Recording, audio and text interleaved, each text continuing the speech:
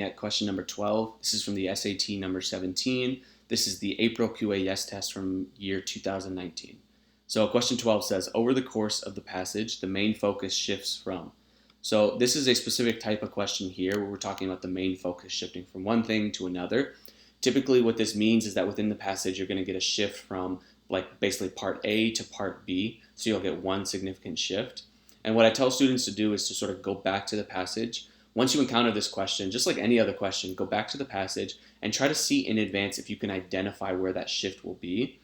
A couple things you can do this is it's just an overall reading comprehension skill. I don't know exactly yet how to teach it, but it's basically you're reading the passage and then you're identifying logical breaks within them, right? You're sort of making an outline in your head, and then you're saying, okay, we could break the passage here, or maybe we could break the passage here. You can also look for significant words like however, but, although, yet, anything that's indicating a shift. The SAT is pretty good at using those words to indicate important shifts. The problem is that normally in a passage you have maybe 1, 2, 3, maybe even 4, but usually between 1 and 3 different possibilities for logical breaks, which means it can get kind of confusing to, in advance, try to determine what the breaks could be. So I've kind of softened my position on this a little bit, meaning that I think you can start to look at the answer choices before you go back to the text and do a little bit of back and forth to solve this one effectively. One thing I do recommend, though, is, like I said, most of these passages, when we're doing a main focus shifts, we're talking about a shift from part A to part B, but that's not 100% the case, and we have an exception here. So here, if we glance at the answer choices, and by glance I mean we're not really reading them, we're just looking for sort of the structure, we're going to notice that each of these have 3 parts: a discussion, to a report, to a proposal, an introduction, to a description, to a recommendation, an explanation, to a recap, to a general account. So each of these have 3 parts, which means the SAT is breaking down our passage into 3 separate parts. So what I would say is maybe what we should do is just go back and see if we can attempt first to sort of break it down into 3 parts and then use those to sort of match an answer choice. So the first thing that comes to my mind is that here in the intro, and if you watch my passage outline video, you can see me do this, go over this in more detail, is these first 2 paragraphs here are sort of discussing the overall lay of the land. They're sort of just establishing the scene or the setting for the experiment that's going to come. And basically what they're explaining is that a lot of people have strong political views, they have extreme political views, but that if you poke those views or test them, you'll find out that they don't have deep understanding of these views. So even though they have a lot of conviction and a lot of passion behind these views, they often don't have good, detailed understanding of what they're talking about. And that's what the psychological scientists are going to call the illusion of explanatory depth, excuse me. So that's the first 2 paragraphs. Then what we notice is that we get a little bit of a shift here. We get this question which says, is it possible to shake such deep-rooted convictions? And then this is the question that Philip Fernbach is asking. And what we'll notice is that this actually continues for a while, continues all the way down here, right? Here's basically his hypothesis, here's his methodology, here is the findings of the experiment, etc. Then we sort of continue. So here, being forced to articulate the nuts and bolts of a policy is not the same as trying to sell that policy. So this is actually where we go to a second experiment. So here we go to a second experiment. And then we end here with sort of general discussions about polarization, right? Some of these features, the psychological forces that keep us locked in political extremism and polarization. And we end with sort of this idea about, hey, like here's something we could do to sort of fix the problem. So in my mind, I think that it's logical to say that we start with an introduction of the overall setting and the overall ideas, then we move into talking about 2 different experiments, and then we sort of end with a recap about polarization in general and maybe sort of an advice or ideas about what to go or how to adjust in the future. So maybe you're able to do that in advance, you're able to break it down like that. Maybe not so clearly, but hopefully you can at least go through and get a decent idea of where some of the joints are for this passage so that you could come up with an explanation about sort of how the focus will shift. So then what I'm going to do is I'm going to go through each of the answer choices and I'm going to sort of match those choices with sort of my own understanding of the passage. And really what I'm doing is I'm looking for errors. And we should remember that one error, one mistake, one thing that's wrong in an answer choice will sort of make the whole thing wrong. So that's what I'm going to pay attention to. because I know that 3 of these are wrong and 1 of them is right. So A says that a discussion of a long-standing problem is the first part. Then we go to a report that discredits previous attempts to address that problem, and then to a proposal for future action. So on first glance, part A and part C, part 1 and part 3, they seem plausible to me. So a discussion of a long-standing problem. So I have a little bit of an issue with that because the way that we're presented to this issue of political extremism, or at least conviction in political extremism, it's not presented explicitly as a problem, although it seems like the author would probably agree that it is a problem. It's not explicitly presented as one, and it's not presented as one where it's like there's this long-standing problem that needs to be solved. But I see how that could plausibly work.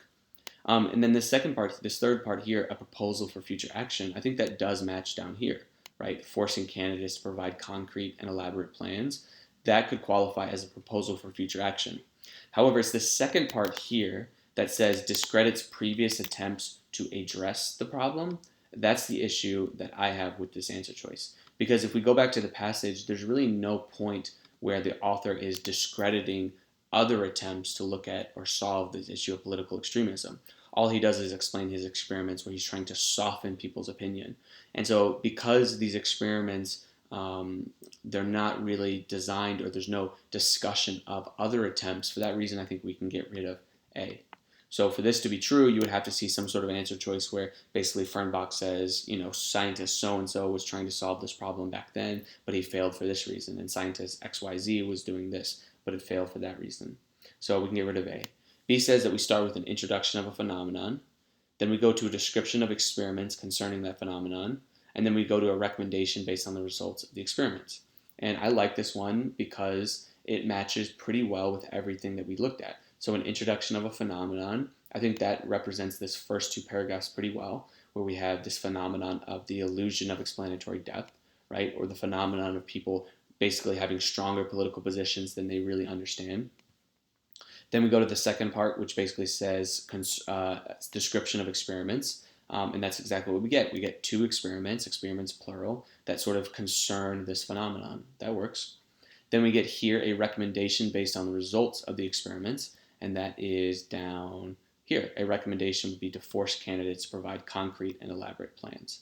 So I think that this is pretty good overall. I can't see anything wrong with it right off the bat, so let's keep it. Then we have C, which says that we start with an explanation of 2 competing theories for a certain behavior. Then we go to a recap of a study designed to determine which theory is correct, and then to a general account of a field's future.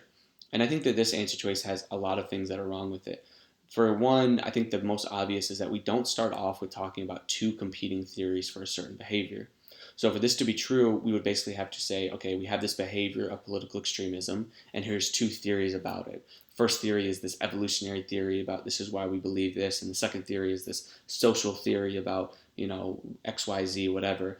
So, but we don't start with 2 competing theories. All we start is with sort of a just general description of basically this illusion of explanatory depth. No theories are mentioned. Then the second part is not a recap of a study designed to determine which theory is correct. Instead, what we get are 2 experiments that basically are looking at how do we soften people's opinions or people's conviction. But it's nothing about these 2 different theories and determining which is correct. And then finally, we don't end with a general account of a field's future. So for that would be basically if maybe we're talking about political psychology, and we end with some sort of paragraph that's talking about the future of political psychology and new experiments that will be done and new updates and new research projects. But that's not anything that we get for answer choice, in this last paragraph here. Instead, we sort of get this recommendation of what we can do to combat political extremism. So I think C is definitely out as well. Then we have D, which says an observation of a trend is the first part. Okay. Then we have an analysis of its cause. Okay. And then we have a proposal for a research study to validate the analysis. So I have kind of 2 issues with this. One is that, okay, so I think it's fair to say we can start with an observation of a trend, right? We could say that the trend is this trend of having extreme political views, but not really having understanding. It's maybe a little bit of a mischaracterization to call it a trend, because a trend sort of implies that it's sort of fashionable. You have a rise and a fall. It basically is dependent on time. But we can let that slide. The second part says an analysis of its causes. The issue is that what we have instead are experiments that are looking at this phenomenon, not really a deeper analysis of its causes. And because this answer choice doesn't really capture the sense that we have two experiments, which makes up a big bulk of the passage, I think it's going to be more likely to be wrong. Finally, we go to D, which says we end with a proposal for a research study to validate the analysis, which basically would be if we end by saying, okay, here's the study that would help us to prove X, Y, and Z about political extremism, and we need to do this research study. Here's what I propose. But that's not what we end with. We do end with a proposal, but it's not for a research study. It's basically for a new practice for candidates to do. So for that reason, or those reasons, I think we can get rid of D, and that's going to leave us with answer choice B, which is our correct answer for question number 12.